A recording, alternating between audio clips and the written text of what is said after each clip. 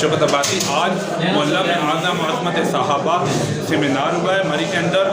MSO के मेरे तमाम MSO के मरकजी रहनुमा सरदार मदर साहब सबसे पहले बहुत शुक्रिया देने का।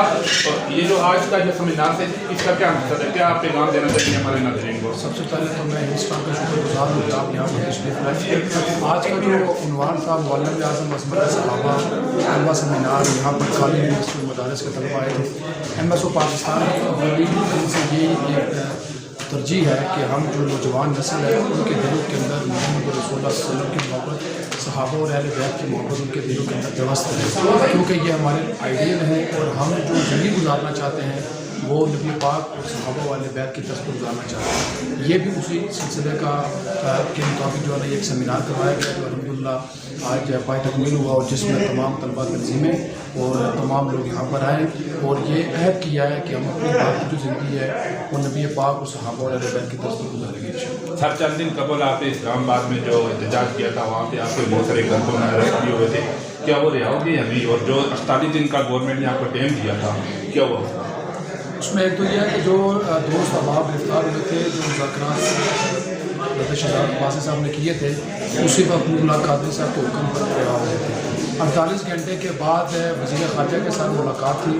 जो नूरुल्लाह कादरी साहब ने अपना वादा वफा किया और उन्होंने मुस्लिम तलबा महाज के वक्त की जो है मुलाकात वज़ीर ख़ारजा साहब अली मोहम्मद ख़ान साहब नूरुल्लाह कादरी साहब से मुज़ाकरात करवाए थे, जिसमें हमारे 3 मुतालबात मान लिए गए थे। 2 मुतालबात पे जो है ना उसी पे खड़े थे, वो था सफ़ीर का मामला,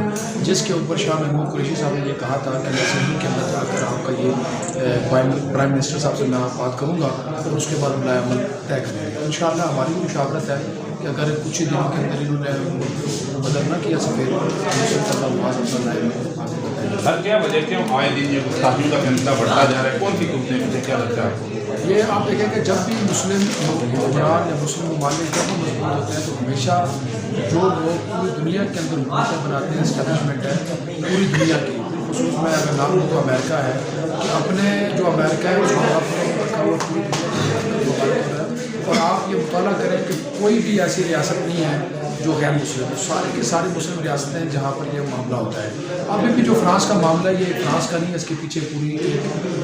लड़ी है जो ये काम कर रही है, लेकिन हमने उनसे कोई सरोकार नहीं। हम मुस्लिम हुक्मरानों को सवाल के निशान छोड़ते हैं कि 56 इस्लामिक ममालिक है वो कहाँ बैठे हुए हैं, नबी का नाम लेते हैं और नबी की गुस्ताखी सरकारी सतह पर हुई है, तो आप इसके ऊपर आवाज़ क्यों? शहजाद भाई बैरूनी ममालिक में जहाँ पे भी गुस्ताखी जो आपके सल्लम की सहाबाए किराम की तो हमारी गवर्नमेंट स्टैंड लेती है, लेकिन जब अपने मुल्क में हो हमारी गवर्नमेंट क्यों खामोश हो जाती है, इनकी ज़बानें क्यों बंद हो जाती है, क्यों इनकी ज़बानें तरफ आती हैं वहाँ पर? बिस्मिल्लाहिर्रहमानिर्रहीम। तुम्हें शुक्रिया अदा करता हूँ आपके हिम्मत कि आपने हमें अपनी आवाज़ दूर तक और दीगर लोगों तक पहुँचाने की ये हमारी एक आवाज़ को अपने का मौका फराहम करवाया। इस हवाले से अर्ज़ यह एक तो इस वक्त जो इंटरनेशनल एजेंडा है वो यही है कि वक्तन फ़क्तन नबी अकरम सल्लल्लाहु अलैहि वसल्लम की गुस्ताखियाँ करती, इसलिए कि जितने भी पूरी दुनिया में मुसलमान हैं, चाहे वो जितने कमज़ोर ईमान वाले हों, चाहे वो किसी दर्जे के मुसलमान हों, लेकिन अल्लाह के ज़ात के बाद अगर सबसे ज़्यादा मोहब्बत मुसलमान को है वो नबी अकरम सल्लल्लाहु अलैहि वसल्लम की ज़ात से है। ठीक है, तो अब उनका चूँकि अपना एक एजेंडा है और वो एजेंडा यही है कि वो दुनिया के अंदर जिस तरह मुसलमान अपना एजेंडा रखते हैं कि हमने इस्लाम को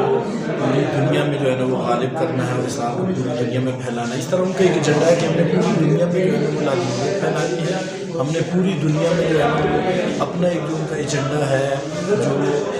हया बाख्तगी का है, जो इस तरह का जो है वो बेदीनी का एजेंडा है वो पूरी दुनिया में फैलाना चाहते हैं। उसके लिए वो वक्तन फ़क्तन इस तरह की गुस्ताखियाँ करके वो मुसलमान को टेस्टर लगाते हैं कि देखें कि इनके अंदर ईमान कितना है, लेकिन अल्हम्दुलिल्लाह चाहे वो जितनी कोशिश कर लें मुसलमान के अंदर से नबी अकरम सल्लल्लाहु अलैहि वसल्लम की मोहब्बत को ख़त्म नहीं कर सकती। चाहे जितना कमज़ोर मुसलमान हो, जब नबी के नामूस की बात आती है तो अल्हम्दुलिल्लाह उसका ईमान तरोताज़ा हो जाता है और वो अपनी जान कुर्बान करने के लिए तैयार हो जाता है। और इसके आपने मुख्तलिफ जो है ना वो मज़हर देखे हैं, चाहे वो मगरिब में हों या पाकिस्तान में हों, जिन्होंने भी नबी अकरम सल्लल्लाहु अलैहि वसल्लम की गुस्ताखी करने की कोशिश की है, उसके ऊपर कोई ना कोई जो है ना वो ऐसा मुजाहिद, ऐसा शाहीन लबका है کہ جس نے نبی اکرم صلی اللہ علیہ وسلم کی ناموس یا دفاع اور ناموس کا حق ادا کیا ہے۔ دوسری بات جہاں تک ہے کہ انٹرنیشنل لیول پہ بات ہوتی ہے تو وہاں پر عورتیں کسی درجے میں آواز اٹھاتی ہیں، اپنے ملک میں نہیں اٹھاتی۔ تو میرے خیال میں چونکہ جب بات اس لیول تک احتجاج اس سطح تک آ جاتا ہے، ملک کے اندر بھی کوئی گستاخی کرتا ہے تو اس میں جو ہے نا وہ کوشش تو حکومت کی ہوتی ہے، لیکن حقیقت بات یہ ہے پشاور پر دیکھ لیں، پشاور میں ہوئی ہے اتنے بڑے لیول سے وہ گستاخی کو مانا نہیں ہے عدالت کے اندر اپنے، لیکن کسی چینل نے بات تک ہاں ہمارا جو آپ میڈیا کہہ سکتے ہیں کہ ہمارا میڈیا جو ہے چونکہ یہ مغربی فنڈڈ ہے اور مغرب کی جو ہے نا وہ یہ اس ایجنڈے کی تکمیل کے لیے یہ اس طرح کے ایشوز کو بالکل مین اسٹریم میڈیا میں جگہ نہیں دیتی، حالانکہ یہ دینی چاہیے، اس لیے کہ نبی اکرم صلی اللہ علیہ وسلم کی ذات ہمارے لیے سب سے مقدس ہے، اور حکمرانوں کو بھی چاہیے